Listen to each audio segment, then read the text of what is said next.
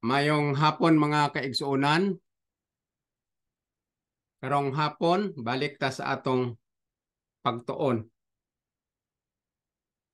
Salamat sa Ginoo nga nag-abot na pud ang panahon o karon Lunes sa ato gisabutan nga every Monday magkita ta sa akong YouTube channel aron ipadayon ta ang atong series of study about sa tinuod nga interpretasyon sa plano sa kaluwasan.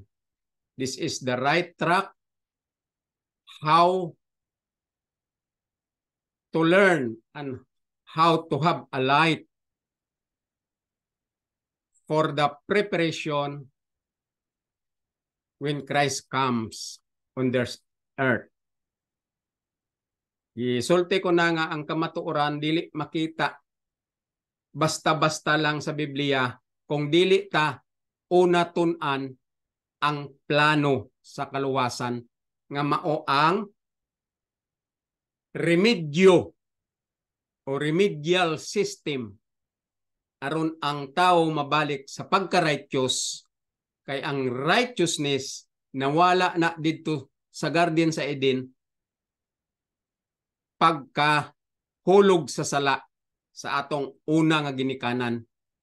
Kay ang Ginoo ang paglaom lang yod ug ang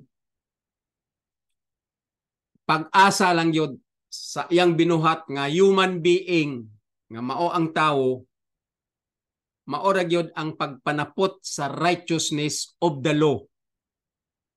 Nga ang tawo sana mahimong righteous forever kung wala lang nahulog sa sala ang atong una nga ginikanan. Karon mga kaigsuonan, ang panahon, sige, sulti ko na, we are getting closer and closer to the end of time.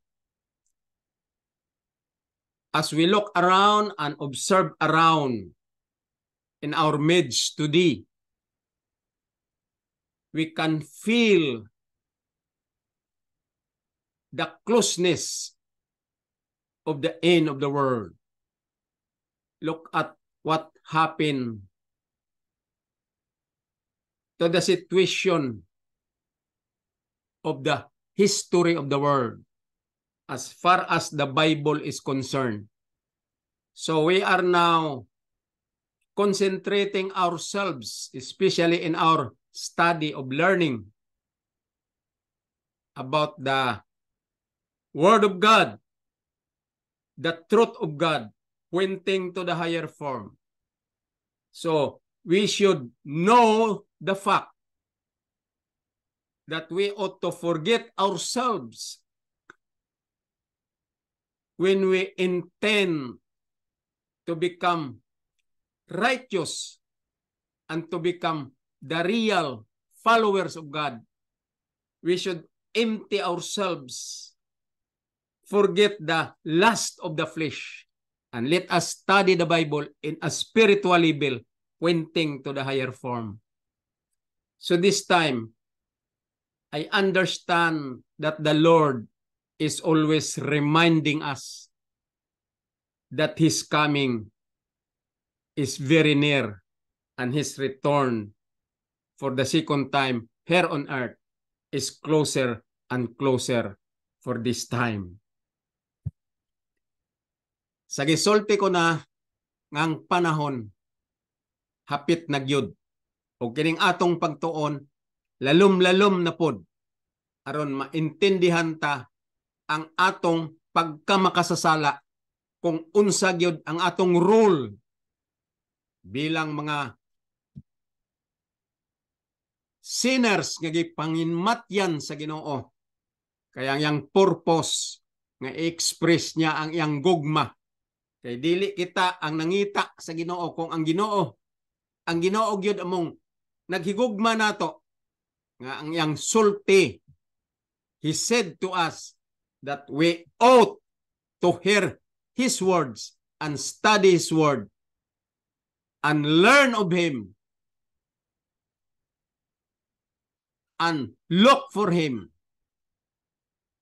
and seek for Him. for the righteousness of the law might be fulfilled in us, back to us, so that we will become perfect and ready to welcome His second coming.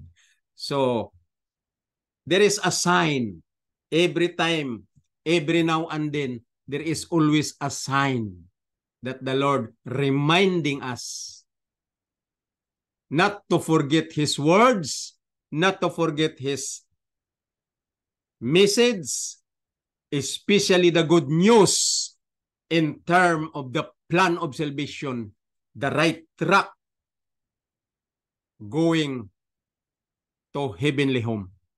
This is the real truth. Somehow, in the book,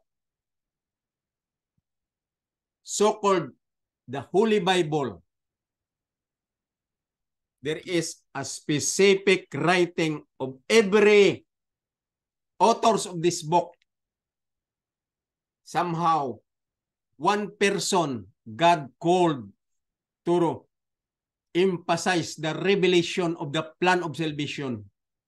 From the writing of Paul, the whole book wrote by Paul, the specific revelation of the truth wrote by Paul, so that every sinners will understand, will study, read all this writing of Paul and interpret properly in a spiritual level, pointing to the higher form, the truth, the light behind the manifold wisdom of God, which is the plan of salvation wrote by Paul. And this is the most important, the most teaching of the Bible, which is to be learned, and the heavenly home, the principalities and power of the heavenly places, in their intents that the sinners should learn and should know this plan of salvation. Now, connected with the sign of the times in the plan of salvation for us to know and to learn, look at the situation of our world today. The world, the whole world is specific in the prophecy about the people of God. Nowadays, the specific happenings, the very prophetic incidents happen today in the history of the place of Israelites people somewhere there in Israel area. Okay? It could not be denied the fact that Israel today, another conflict between Hamas and Israel for many times already regarding conflict of war. And even since in the beginning, when Israelite was formed by the Lord, called to be the victorious people, and Israel, chosen people, Israel is very loved by the Lord and become somehow the Lord regretted to these people that He loved. But as far as the love of the Lord is concerned, still He loved the people of Israel. So, look at that now. Israel is a small country surrounded by large area of his enemy, and Israel only compared to a dot by so-called map of that area now in their place. Israel is surrounded by enemies such as Palestine, Egypt, Syrians, Jordan, etc. You know, in the history of the world, since in Genesis up to Exodus, when Israelite people pronounced by the Lord that they are peculiar people and they are chosen people, the Lord promised them through Abraham that he will give, or God gave Israelites a place so-called Canaan. When they have their own journey, when they had that journey from Egypt to the land of promise, so-called Canaan, that land is so wide and quite big. But suddenly, because of their being unfaithful to the land of promise, I mean, they're being unfaithful to the plan of salvation. And the plan of salvation has that promise, so-called the land of promise. And they are not concerned of the word of God, teaching them about the revelation of the plan of salvation, about the workmanship of God as far as the plan of salvation is concerned. The real wisdom, the manifold wisdom as far as the plan of salvation is concerned. The Lord taught them from the beginning when they were called as Israelites, the people of Israel. The Lord is always reminding them, keep on reminding them that this is the plan of salvation for you to be given a chance, propitiation, favor from the Lord to go back to become righteous again. Somehow, what they are going to do only is to understand the wisdom of the plan of salvation, and that is the manifold wisdom of God as far as the plan of salvation is concerned. So they were instructed about the tabernacle. They were instructed about the blood shedding from the animals.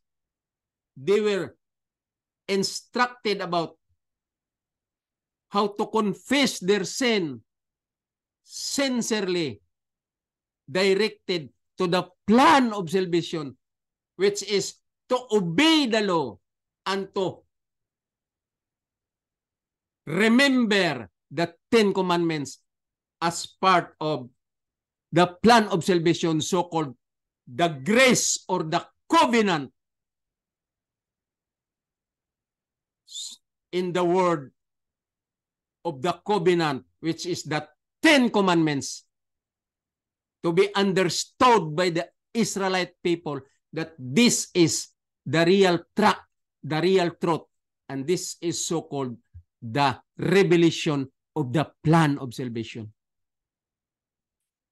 But they didn't understand so much. They just lingered and not concentrated to the real word of the Lord. And they forget about love, about faith, about obedience, about belief. And until today, they forget what is the law, the 10 Commandments, and they never concern themselves about the judgment of the law, the judgment of the sinners. And the Lord still have patience even today until the time that the Lord will close this provision to this people of Israel. You know, the Lord, He is very good in His promise. And the Lord wants Israel all to be saved because His promise to their father Abraham that all the generation of Abraham, because Israelites came from the descendants of Abraham, from Jacob, down to the 12 children of Jacob, the male children of Jacob, 12 of them, and the history of Joseph in Egypt. The Israelites multiplied and multiplied until Moses came out, and still the Lord gave them an opportunity to repent and to know and to understand how God loved them so much. Because of the lust of their flesh, after the lust of their flesh, many of them did not learn so much, did not accept pretty well, and did not accept the plan of salvation in person of Jesus Christ as their Savior, as their Messiah. Look at today, Hamas attacked Israel. October 7, that was another record in the history how the Lord reminded Israel to give attention, to give positive concern how God saved them for the first revelation of the plan of salvation. The first people that God gave the revelation of the plan of salvation is no other than the Israelites people. But the Lord a little bit disappointed of the reaction, of the commitment of these people, as if because they are not real in their belief, they lost faith, didn't understand what is love of God, didn't understand what is faith to God, didn't understand what is the teaching, the thought about the covenant, and that covenant is the manifold wisdom to be learned, that somehow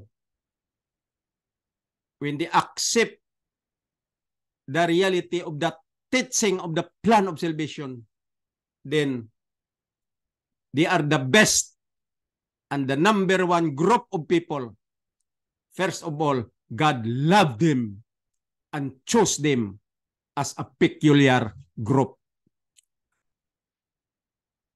But today, they are still hard in their mind to know about Christ as their personal Savior. Many of them until today.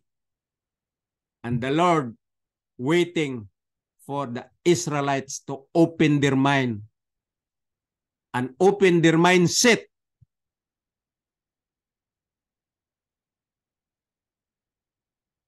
to give their attention sincerely in their hearts to accept Christ as their personal Savior and study the truth behind the plan of salvation intended for the Israel for the first revelation of the truth. The first people given this plan of salvation is no other than the Israelites people. Mga kaigsunan, mga kahigalaan, this time I realize in the prophecy direction, there is a thought in the Bible that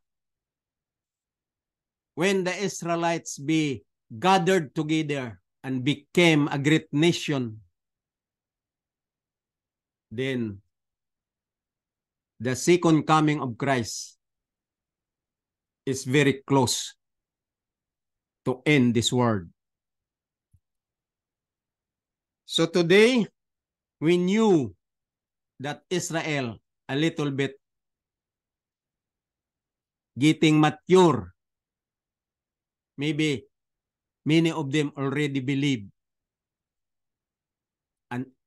and to know more about the promise of God, that they are the people where God promised to them to become a great nation, and God wants every seed of Israel to be saved.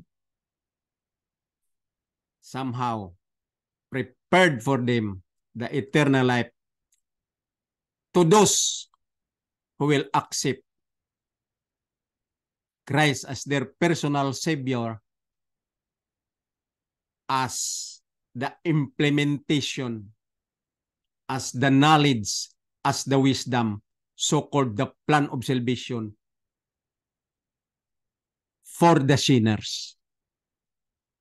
Salamat kita nga naay mga tao nga pangga sa Ginoo nga gitawag mga Israel. Og ang plano sa kaluwasan una nga gi-reveal para sa Israel, una nga pasabot kanila, una nga gitagaan sa plano sa kaluwasan. Apan tungod sa ilang pagka tingkoyan, ingon ni Moses, tungod sa ilang pagka hard-headed, tungod sa ilang pagka lalison sa kamatuoran, nakita ang nature sa human being nga sila gahi kayo pasabton sa plano sa kaluwasan. Og diha si Paul nagwali una sa katawhan sa Dios. Hebrew, Sabbath keepers. Pero gitawag sila nga mga iskriba o parisiyo. Kaya nga naman, tungod sa ilang pagkaunod nun, Israelites, they are always concerned of their lifestyle, the lust of their flesh in their hearts, and of course, the pleasure of the world.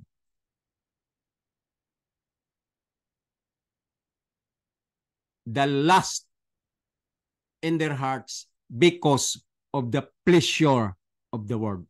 Pleasure of the world. Okay? Ingon dire, this happening now, I mean, in October 7, the happening happened in Israel when Hamas bombarded, many missiles flew going to the sky to be dropped into the land of Israel.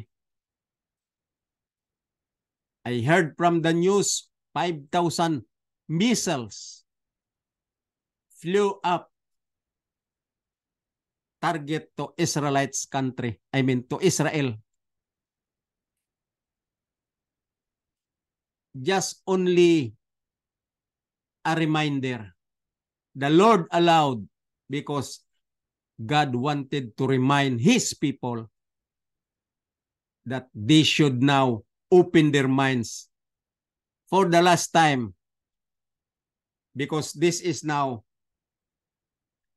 the call, the high calling. This is a open call for the last time to them to accept Christ as their personal Savior in the study, in the intellect, wisdom, as far as the plan of salvation is concerned. The manifold wisdom of the plan of salvation. Ang mga Israelites, sila sana una ang magsabot sa plano sa kaluwasan kay sa ilaman gi-intense ang pagluwas sa Ginoo sa iyang mga katawhan nga gitawag mga Israel kining plano sa kaluwasan. Dapat sila ang mag-una sa pagsabot sa plano sa kaluwasan o ipakita sa tibuok nga kalibutan nga ang tao sa Dios nga pinili, mga peculiar people, mao ang magdala sa tinuod nga light about sa plano sa kaluwasan. That's why Moses was called in Egypt to explain to them this plan of salvation through the workmanship of the Lord.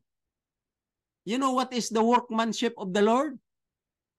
The Lord guide His people from Egypt down to the land of promise using Moses, that Christ is with him. Mao nang meaning sa Emmanuel, that God is with us. Gihatag kay Moses ang tanan nga instruction that about that word Emmanuel, because Emmanuel means God is with us. Mao nang gihatag kay Moses didto sa Mount Sinai nga gipagawas ang katawhan sa Dios from Egypt going to the land of promise. Nga ang purpose nga masabta nila ang plano sa kaluwasan o the word Emmanuel nga mao si Jesus nga God is with us, and that term of that plan of salvation so-called workmanship, and that workmanship given to Moses in the book of Exodus chapter 3 and given also to Paul when the plan of salvation was being revealed to Paul, and that term workmanship also given to Paul in Ephesians chapter 3 verse 10. The workmanship of the Lord, that even in the beginning, the intention of the Lord, it was already ordained that His people should walk in them, not after the flesh, but after the Spirit.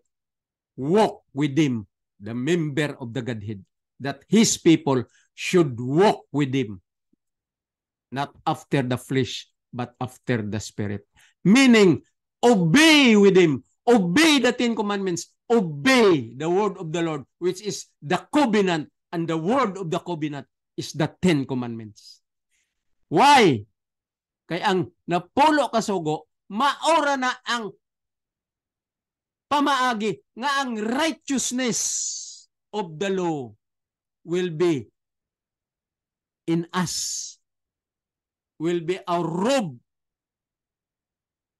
to cover everything and protect everything about the wiles of the devil, because righteousness means perfect against the wiles of the devil. And that righteousness was taken out, was taken away when the devil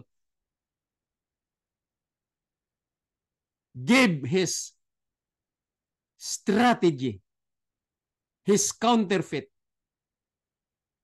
and the human flesh was defeated, and they transgress the word of God, saying, thou shalt not eat. Once you do it, then you will surely die. And the devil became victorious in his temptation to the human flesh. Adam and Eve became the first sinner in this world.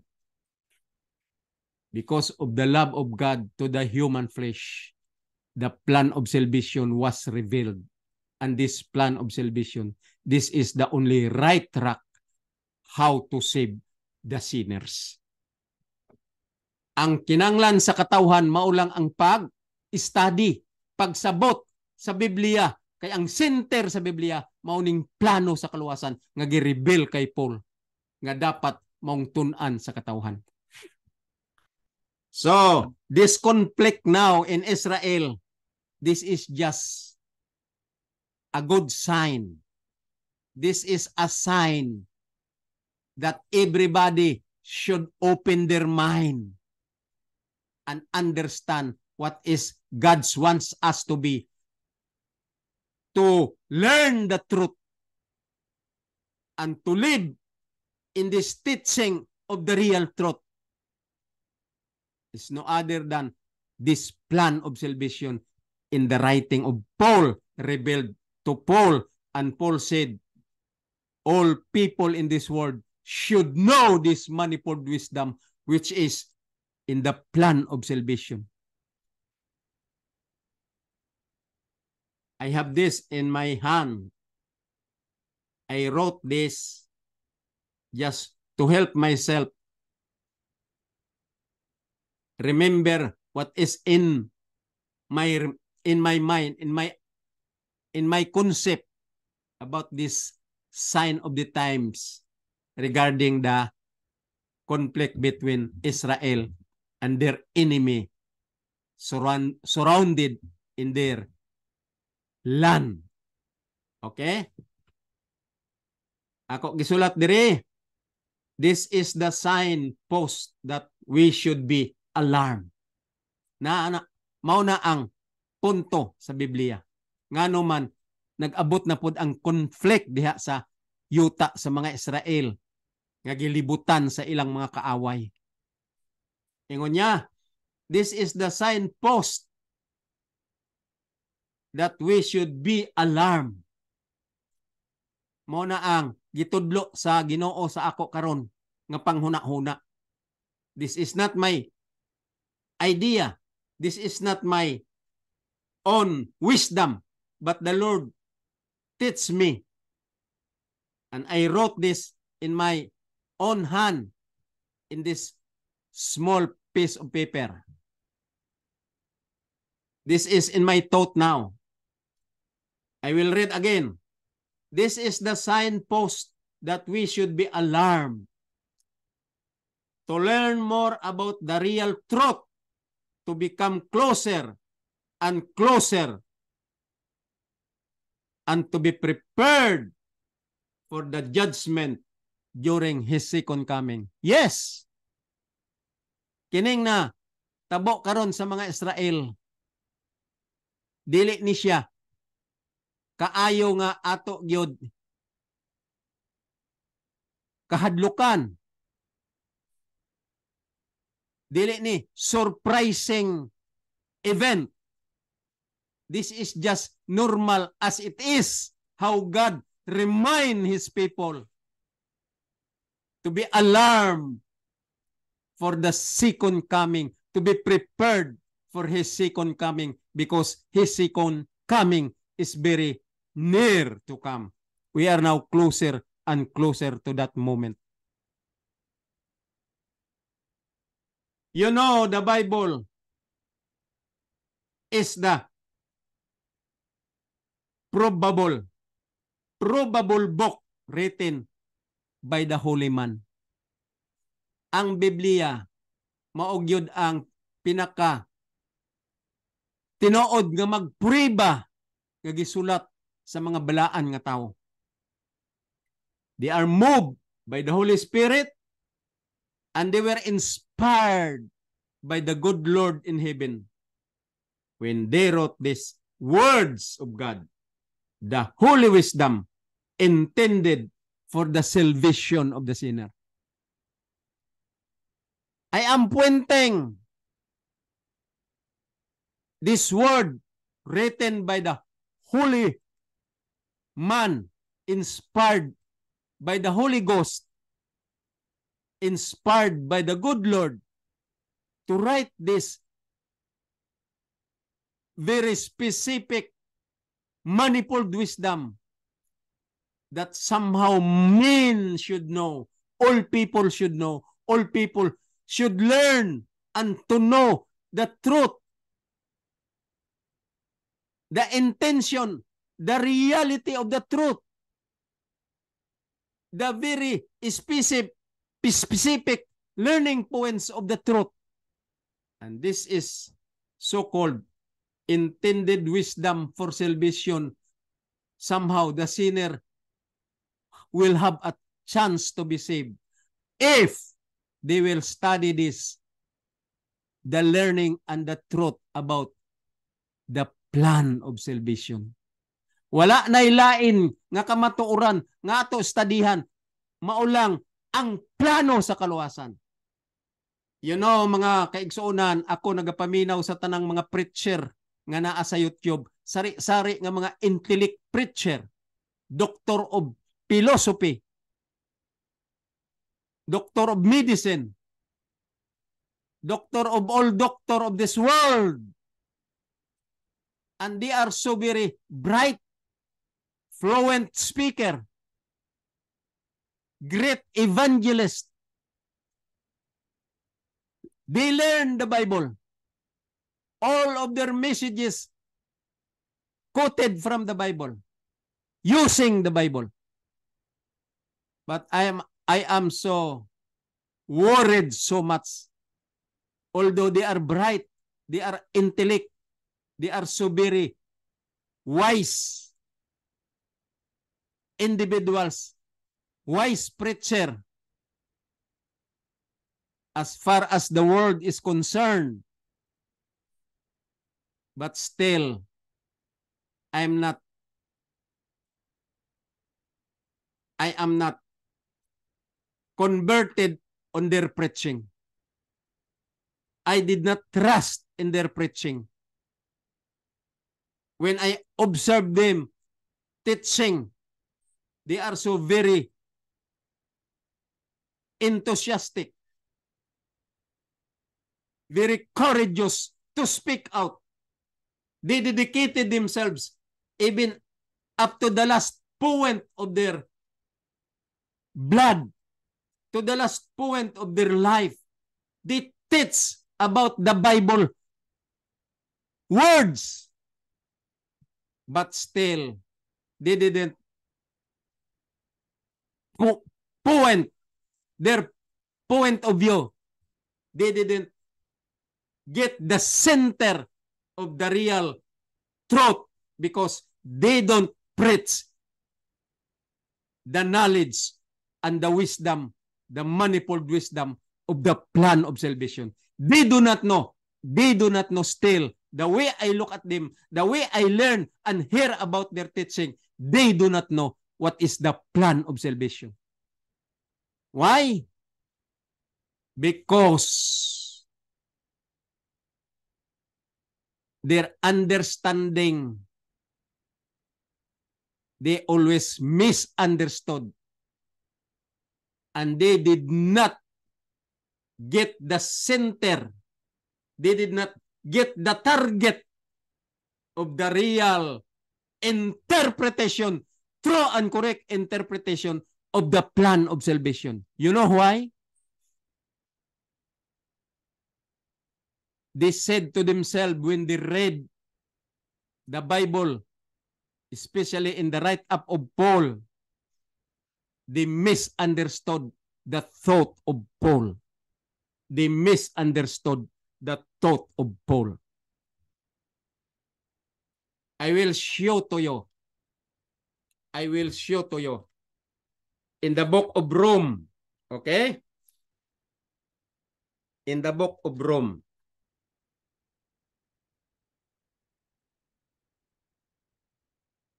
Romans 3.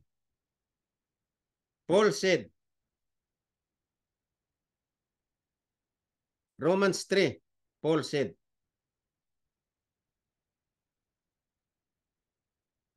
verse 30, ingon niya dire, saying it is one God which shall justify the circumcision by faith. Naintindihan ba na ninyo sa iyang correct and true interpretation? They don't know that. Even the very intellect preacher in this world, from the Protestant preaching preacher, Catholic preaching preacher, Methodist preaching preacher, Adventist preacher, pastor, preaching as preacher. All preacher, as far as the world is concerned, all throughout the world, they did not understand the true and correct interpretation of the plan of salvation wrote by Paul. That is the truth. That is the real truth today. Why? Because after of the lust of their flesh in their hearts, it's really miserable that they didn't understand the plan of salvation because they have there in their heart the lust of the flesh in their heart, and they make themselves pleasure of the world. They are comfortable. They comforted themselves because of the pleasure of the world. They are comfortable to read and to interpret their own interpretation, but not pointing in the higher form. They did not interpret the Bible through and correct interpretation in spiritual level, pointing to the higher form. Look at this text. The Bible says, saying it is one God. You see? Saying it is one God. Verse 30 of chapter 3 in Romans.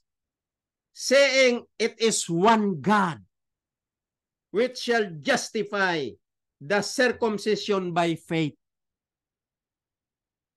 and uncircumcision through faith. So wala gyud usa nga magwawali sa tibuok kalibutan bisan unsa sa ka-bright, unsa sa ka-doctoral, except sa akong professor dito sa Mountain View College, Doctor of Divinity and Doctor of Theology in person of Pastor Dionisio Tumanday.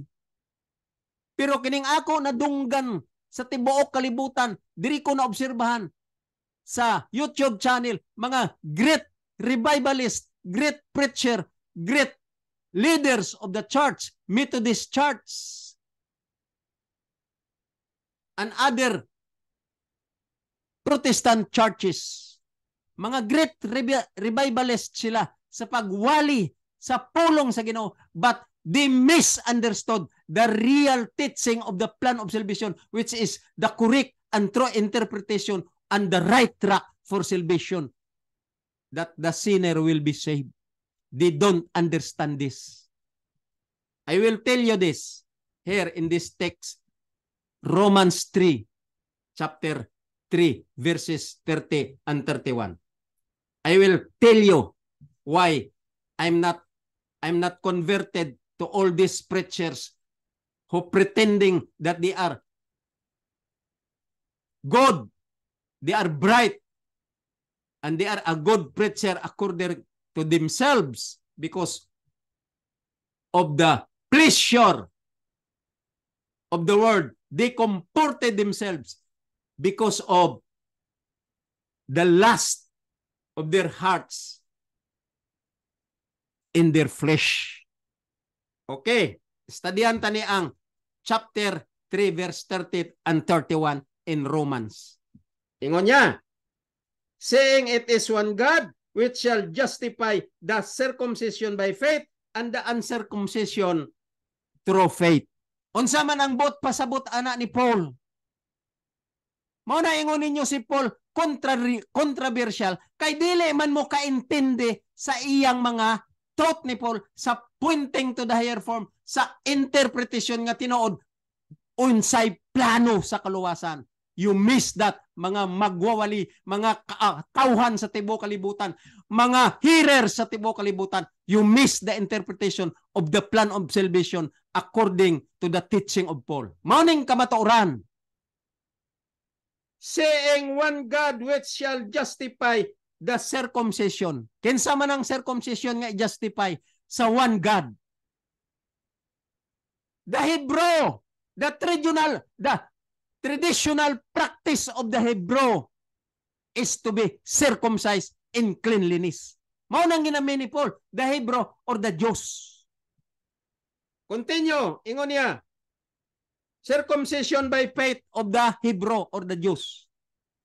And then, gisumpayan pa niya, uncircumcision through faith. Atong wala po diya ma-circumcise nga pinaagi sa pagtuo. Ang pagtuo isara sa mga Hintil o sa mga Hebrew or mga Hudyo. Kung ikaw Hudyo nga nagatuo sa imong tradition nga circumcise, gitawag na ni Paul, circumcise mga Hudyo sa ilang tradition. Pinaagi sa pagtuo og sa mga Hintil nga dili nila tradition ang circumcised, gitawag ni Paul uncircumcised through faith, isara. Unsa man ang faith? Unsa man ang faith? Basahon nato Romans 1 verse 5. Unsa man ang faith? Romans 1 verse 5. Unsa ingon niya? By whom we have received grace. Asa ta makadawat, kang kinsa ta makadawat grasya. An apostleship. Basahan nyo. Verse 5 of chapter 1, Roma. Ingon niya, by whom we receive grace. An apostleship. Dua ang ato ma-receive. Kay kinsa? Asa. Asa ta madawat, kinsa siya. Ang mahatag nato. Ingon niya, for obedience to the faith among all nations for His name. Kinsa man ang ginamin ni Paul. Ang Biblia i-interpret true and correct. I-interpret true and correct. I-interpret true and correct. Mura na ang punto sa Biblia. Asa ta makuha ang grasya, madawat ang grasya o ang pagka-apostleship. For obedience to the faith among all nations in His name. Ang tibuok kalibutan, kinanglan ka makadawat grasya o imong pagka-apostleship, pagka-sumulunod ni Kristo o pagka-magwawali ni Kristo o preacher ka ni Kristo, intellect preacher ka ni Ginoong Hesus. Sa iyang ngalan, kana siya sa tibuok nga nasod na kinanglan, ana ang concept, ang pag-interpret sa Biblia. Pinaagi sa pagtuo for obedience to the faith of all nations in His name. Unsa man na diay ang pagtuo? Obedience to the faith. Kinsa man ang faith? Target si Jesus, dili si Satanas. That's why faith means target to Jesus, nga mag-obey ta kay Jesus. Unsa man ang sulti ni Jesus? Dili ta ma-obey si Jesus kung wala sa may gipa-obey sa ato. Unsa man ang iyang gipa-obey? When you want to be saved, ingon ni Jesus, Matthew 19, Luke 18, bantayan ang sugo. 1 John 5:3, ingon niya, this is the love of God or the love of Jesus to keep His commandment. Because the commandment is God according to Paul. The commandment is God Himself. The grace is God Himself. The gift is God Himself. And the law is God Himself. That's why Episode 2:8, ye are saved by grace, or ye are saved by the law or Christ through obedience, because faith means obedience. Mao nang pag-interpret sa Biblia. Ang inyo manggod pagsabot sa Biblia, murag lang og gabasa lang kamo og nobela nga kamo lang ga-interpret sa inyong unod-non nga pag-interpret because of the lust of your flesh and a worldly pleasure, and you comforted yourselves the worldly pleasure. You know what happened? You know what happened?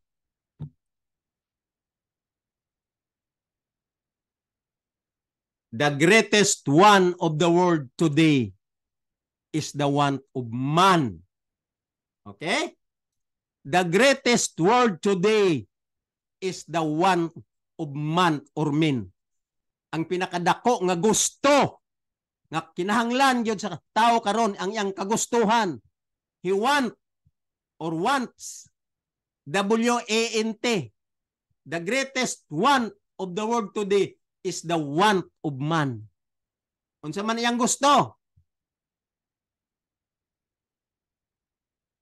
Which is the want of the lust of their flesh, because they were comforted about the want of their flesh in the worldly pleasure. Ang tanan nga tao karon, bisan magwawali pa siya, bisan pastor pa siya, bisan preacher pa siya, bisan kinsa sa nga great revivalist tungod kay doctor of PhD siya, wala na gamater. Kay ang iyang preaching nga gina-base siya sa Biblia, gibasa ya kunuhay ang Biblia, pero wala ya ma-interpret ang Biblia. Kay ang iyang intention aron lang ma-comfort ang iyang pleasure, nga ang direksyon niya pleasure sa kalibutan, because of counterfeit of the devil. And the devil detour the truth. The devil said, do not understand the writing of Paul, because Paul is contradict to its writing. And so gigamit-gamit nila si Paul, gibasa-basa lang nila si Paul, nga wala nila gi-studihan maayo tinuod ang direksyon sa teaching ni Paul, o gibasa-basa lang nila si Paul aron makomport ang ilang topiko nga unod nun, ang ilang topiko nga lust of their heart, o ang ilang topiko nga kalibutanon, to comfort themselves because of the pleasure of the world. Mauna karon ang sayop sa kalibutan. That's why Israel today, they are following only the pleasure of the world, because they did not accept Christ as the Messiah. Munang Ginoo, sige sila gi-remind sa Ginoo, kay gitawag naman sila sa Ginoo nga peculiar people, the people of God, the victorious people. Gitawag sila sa Ginoo o gihulat sa Ginoo nga ma-open ang ilang mindset. Og ma-open ang ilang mindset, maintindihan na nila ang plano sa kaluwasan o ang pagbantay sa sugo, maong ilang konsentritan. Spiritual level nga isulat sa ilang kasing-kasing na pulo kasugo, isulat sa ilang mind, og spiritual ang ilang pag-accept sa balaod. Mo na sang gitawag nga righteousness by faith, because faith means obedience of the law. Mo na mga kaigsunan, ang ako nakita karon sa conflict sa Israel and Hamas. Because Israel, the small country where they are staying now, Hamas, Jordan, Egypt, Syrians,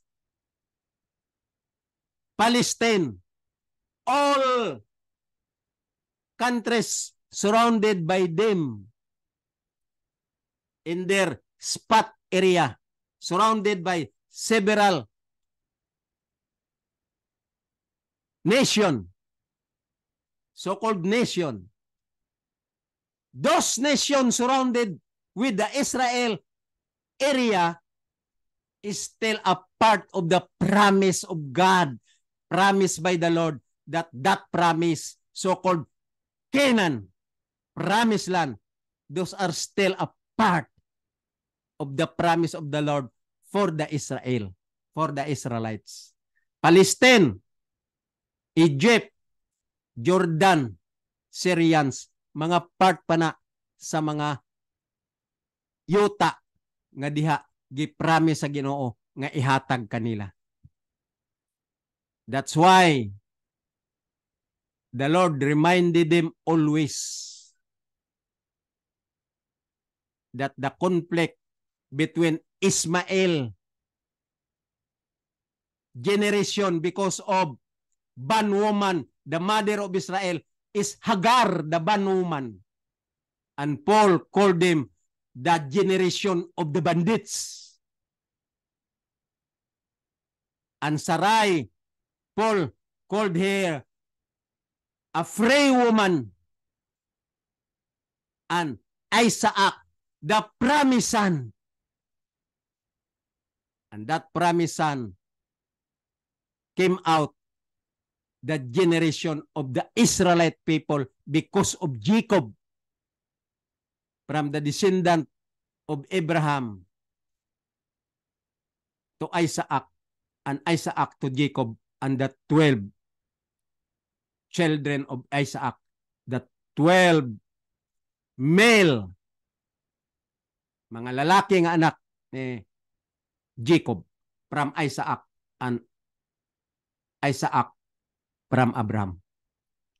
So this conflict just a reminder to all people who understand the plan of salvation, that this plan of salvation should be known to the people of Israel and to the Gentiles, because the plan of salvation was not accepted thoroughly by the Israelites people, so it was given to the Gentiles. And today, we should learn also the plan of salvation in a correct interpretation. Somehow, we will be like Israel to become a chosen people in spiritual level. We are so-called Israelite and spiritual.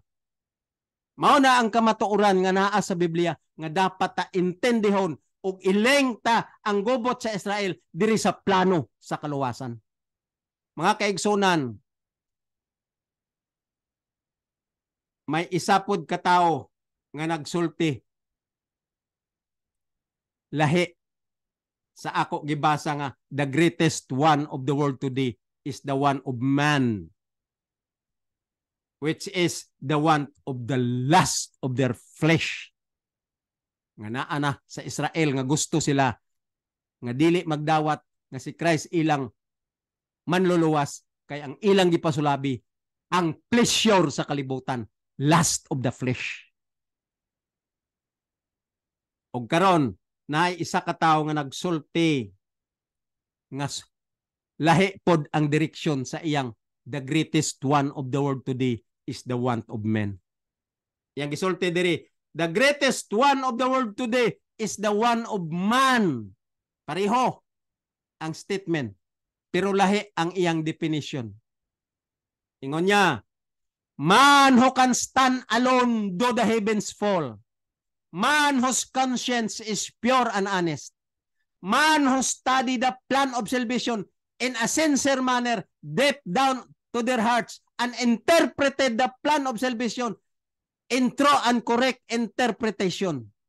Man who accepted the teaching of Paul as the revelation of the plan of salvation.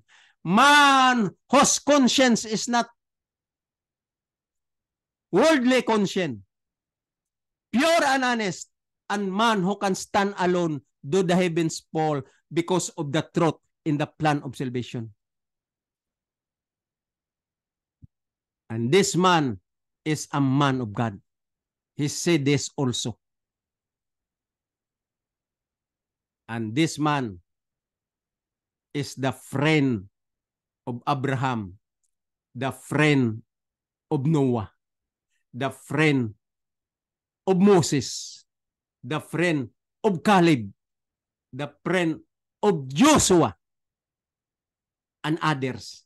Sila ang nag-accept sa plano sa kaluwasan in correct understanding, correct interpretation, and correct concept, and correct learnings, and they stand alone, though the heavens fall, and in their interpretation, true and correct interpretation, whose conscience is clear and honest. Mao ni sila ang nagsulti nga the want of man, the want of the world today is the want of man whose conscience pure and honest and accepted the real truth and the real teaching and the real interpretation of the plan of salvation. Mao na sila. Abraham, the father of faith, because faith means obedience of the law, and that is the stand of Abraham. That is the pure conscience of Abraham.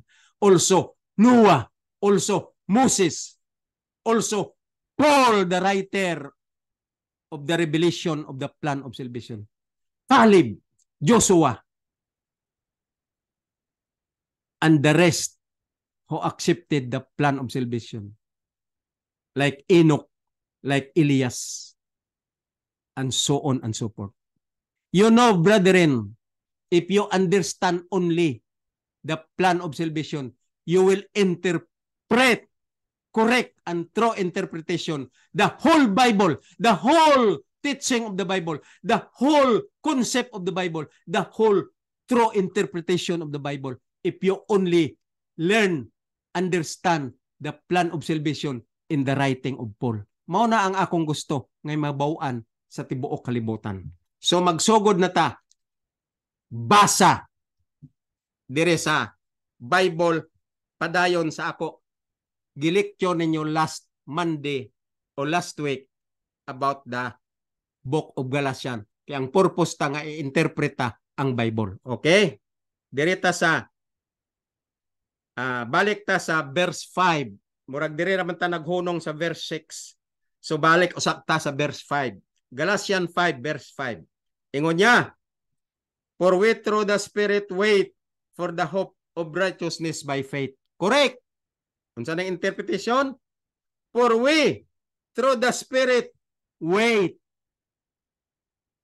Kita, ingon niya, pinaagi sa Espiritu. Maghulat kita sa insakto nga paglaom for the hope of righteousness by faith. Unsa man ang punto ni Paul? Ingon niya, through the Spirit. Kung ikaw magtuon sa plano sa kaluwasan, tabangan ka sa Holy Spirit nga ang righteousness by faith imo masabtan. That is our hope nga masabtan ta ang righteousness by faith. Unsa man ang righteousness by faith? We should walk not after the flesh but after the Spirit, so that the righteousness of the faith or the law, which is obedient, faith means obedience of the law, will be fulfilled unto us, will be given back unto us if we only understand the meaning of faith, which is the real teaching of the plan of salvation. Faith means obedience of the law, intellectually, spiritually labeled, written in your heart, the 10 Commandments and in your mind, pointing to the higher form. That is the teaching of the righteousness by faith. Mao nang gusto ni Paul masabtan ta. Muning ingon niya sa verse 5, for we through the Spirit wait for the hope of righteousness by faith. Kaya ang righteousness by faith meaning obedience, totally true and correct interpretation of obedience of the law. Faith means obedience of the law. And there is righteousness in the law. Go back to us. Kung paluhon ta ang teaching sa plano sa kaluwasan that faith means obedience of the law in a true and correct interpretation. Spiritual level pointing to the higher form. Mao nang bot pasabot ni Paul aning verse 5. Sa Galatians 5 verse 5. Dito sa verse 6 ingon niya, for in Jesus Christ neither circumcision availeth anything, nor uncircumcision, but faith which worketh by love. Perti ka klaro, mga kaigsunan. Mao na ang gusto ko nga ang preacher sa tibuok kalibutan, mga doctor of PhD, magsabot sila, interpret nila, true and correct interpretation, ang teaching ni Paul, ang writing ni Paul, ang interpretation behind that statement of Paul's writing in this book, especially in the book of Galatians, Romans, Ephesians, Galatians, so on and so forth. Ingon niya dire sa verse 6. For by Jesus Christ neither circumcision availeth anything, nor uncircumcision. Bisan pa ang mga Hudiyo nga gitawag circumcision, ang mga Hintil nga gitawag uncircumcision, ingon niya, tungod ni Jesus Christ, but by faith which worketh by love. Unsa man ang faith? Obedience of the law. Unsa man ang worketh by love? Ingon ni Paul dito sa Episo 3:17. Rooted by love, because of faith, ang imong pag-obey sa balaod, pagtuman sa balaod, pinaagi sa gugma. Tungod kay ang gugma o ang faith, they are one and the same thing. Faith means obedience of the law. Love means obedience of the law. Because God said, if you love me, keep my commandments. 1 John 5:3, this is the love of God, to keep His commandment. That's why Paul, he understands so much the plan of salvation. He said in this verse 6 of chapter 5 in Galatians, he said, for Jesus, in Jesus Christ, neither circumcision availeth anything, nor uncircumcision. Bisan pa ang mga Hintil o ang mga Hudiyo makadawat sa mao nga gasa sa Ginoo nga maong plano sa kaluwasan in Christ Jesus, but faith which worketh by love. Kay ang pagkamatinumanon nagatrabaho sa pinakamatinumanon nga pinakasinsiro nga matinumanon tungod sa gugma ni Ginoong Hesus. Ingon ni Ginoong Hesus, I am the one who love you, not you who love me. That's why ako ang nangita ninyo, gipatuluan ta kamog dugo, aron lang maintindihan nyo nga ang pagtuman sa balaod, kay wala na natuman dito sa Garden sa Eden, tumanon gid na siya aron mabalik ang nahubo nga righteousness of the law dito sa Garden sa Eden para sa inyo. Kung inyo tumanon ang balaod, pointing to the higher form in a spiritual level, written in your heart, the 10 Commandments. Mao nang pagsabot sa pulong sa Ginoo, mao nang pagsabot sa plano sa kaluwasan nga gi-reveal kay Paul, nga inyo intindihon ang tanan nga right up ni Paul, wala na ga-contradict, kung dili kulang lang sa pagsabot kay tungod ang inyong kautok, ang inyong kaisipan, ang inyong utok gihiruhan na ni Satanas nga dili intindihon ang right up ni Paul, kay ingon ni Satanas, lisod ka na, because it is unlearned by this human flesh. Mga kaigsunan, kung nasabtan nyo lang ang ako nasabtan, pariho kita nga nakasabot, may peace of mind na kamo, and you have the foundation nga dili na kamo malitag ni Satanas, and you have the chance to welcome the second coming of Christ. Ang ako lang suggestion, basa, pagtuon, pag-intindi, laluma ang inyong pag-intindi, pangayo tabang sa Holy Spirit. Mao nang gusto ko nga basahon nyo ang tanan nga kasulatan ni Paul. Una, kay mao ni ang plano sa kaluwasan nga dapat ta intindihon una, anha pa ta mag bla bla bla dira sa pulpito nga mga inspirational talk nga kana siya mawala la na sa kaisipan sa nagapaminaw, kay wala pa man sila foundation of peace of mind about sa plano sa kaluwasan nga makita nila ang clear and unclear understanding about the plan of salvation, the truth, the real track going to the land of promise. Mga kaigsunan, ambot lang unsaon pagpasabot kaninyo, kung dili ninyo dawaton kani ang ako ginapasabot kaninyo, then bayaan ko na kamo, you will have pleasure of the world, and comfortable kamo tungod sa kalibutan. Makumport kamo tungod sa kalibutan. Tandain nyo na akong sulti. Kung wala na ko gasulti aning plano sa kaluwasan, makumport kamo, pero comfortable kamo tungod sa pleasure sa kalibutan. You will be after of the flesh, the lust of your flesh in your hearts, and you are comfortable because of the pleasure of the world. Direta sa verse 7 ingon niya, ye did run well. Who did hinder you? Ye should not obey the truth. Tanawa, nangutana si Paul. Verse 7. Gi-expound ko na maayo 5-6. Ang 7 na ingon niya. Ye did run well. Nya kamo. Nagapaningkamot gid kamog maayo. Kunohay. Gasimba kada Sabado. Kunohay nangwali sa mayong balita. Kunohay mga great preacher. Kunohay mga doktor nga nagtuon sa Biblia. Doctor of philosophy. Pero ingon ni Paul, ye did run well. Nakita ko nga, nagpaningkamot kamo, gadagan kamo og maayo. Kay kining pagtuota sama lang ni sa race. Paugnat sa kusog nga nagadagan kita, willing to reach the final line. So ingon ni Paul, ye did run well. Unsa iyang sumpay? Who did hinder you that ye should not obey the truth? Nangutana hinoon si Paul. Nakita ko nga gadagan kamo, naningkamot kamo nga magwali, naningkamot kamo nga nagbasa sa Biblia, naningkamot kamo nga himugso ang inyong mga pundok sa iglesia. Kanya-kanya na magpundok, gitawag na mag mga religion. Pero walay religion nga makaluwas, ingon ni Paul. Intindihan nyo maayo si Paul, ingon niya, who did hinder you? Kinsa man ang nagbabag kaninyo, nakabutang og babag sa inyong pagtuo, nakabutang babag sa inyong grupo, nakabutang babag sa inyong religion, nakabutang babag sa inyong pundok.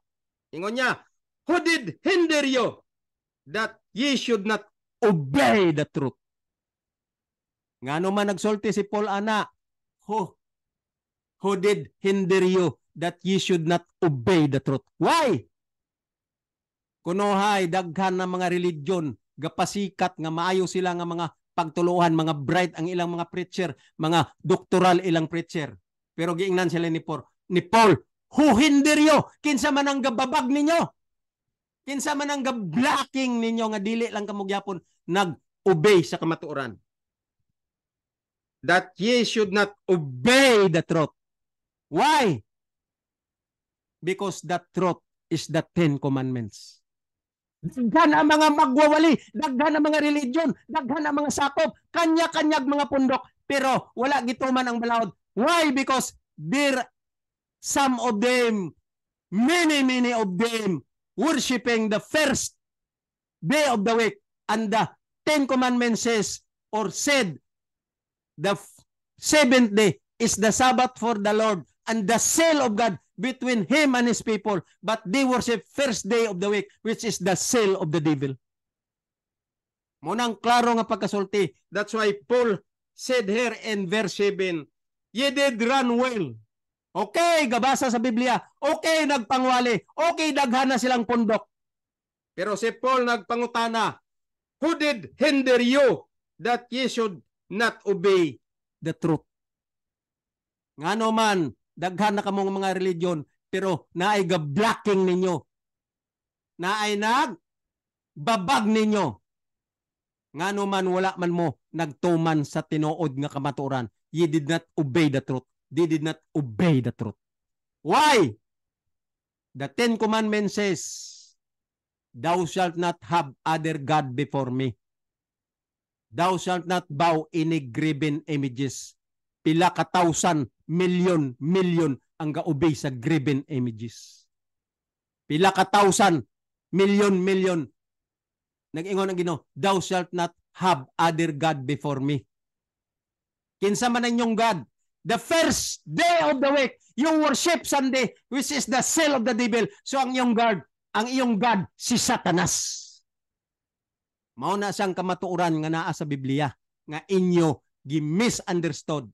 O ye did not obey, ingon ni Paul, ye did not obey the truth. And that object hinder you, unsa man na, first day of the week, and the owner of the first day of the week, si Satan, so you did not obey the first day. You did not obey the first commandment, the first commandment, thou shalt not have other God before me, because you obey the first day of the week, then you obey Satan, and your God is Satan. you did not obey the 10 commandments. The 10 commandments says, don't have other God before me. And the 4th commandment says, remember the Sabbath day to keep it holy. And the Sabbath day is the seal between me and you, my people, and I, your God. Nga kaigsunan, taman lang ta usa dire. Kay medyo ang ako nga health kung sobra na nga sulti, murag mawala na ang akong tingog ug mawala pod ang akong more interpretation about the teaching of the plan of salvation because of my effort. But I know God is always with me. I can do all things through Christ which strengtheneth me. Pero ang gusto ko, dili tani usa, idiretso-diretso. Kay kung taason ko nga taason, mawala ra ang punto sa inyong huna-huna. Kay kung taas na kayo, makalimtan na ninyo ug maboring na kamo. So diri lang tataman usa sa verse 7 of chapter 5. Ipadayon tani sunod nga semana kay ato gyud i-interpret og tarong ang punto sa Biblia nga mao ang ginasulti ni Paul sa iyang mga writings, the true and correct interpretation. Mga kaigsunan, daghang salamat. I hope nakahatag na pog kog dugang nga punto nga diin maalinggatan ninyo ug ma-change ninyo ang inyong mindset, not to the direction of the pleasure of the world, but pointing to the higher form, the true and correct interpretation of the plan of salvation, which is the right track going to salvation. Mga kaigsunan, daghang salamat karong hapon. Dinhi lang kita taman usa ug ato ni anam-anamon sunod na pod nga semana magpadayon ta.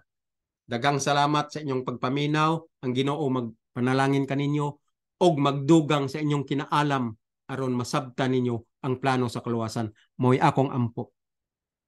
Og babay, daghang salamat. Sunod nga Lunes padayon ta ang atong lecture. Kini si Val Ritita, naga palamilit kaninyo ang inyong higala sa YouTube channel about sa plano sa kaluwasan.